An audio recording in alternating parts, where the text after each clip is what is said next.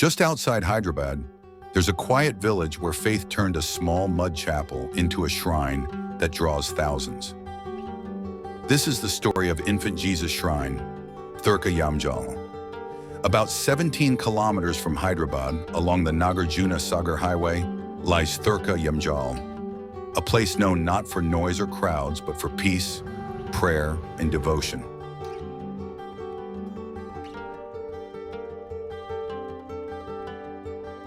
The story begins in 1920. 14 Catholic families migrated from Kethapalli in Nalgonda district, purchased land here, and began a new life. They had no grand church. Their first place of worship was a simple prayer hall made of mud walls and palm leaves.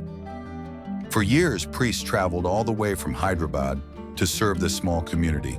Faith sustained them, patiently, quietly. In 1956, a small chapel was built. By 1972, Thurka Yamjal became an independent parish. But the turning point came with the growing devotion to the Infant Jesus of Prague. Pilgrims from the city began visiting the church for novenas and special masses. People spoke of answered prayers. Stories of healing and comfort started spreading.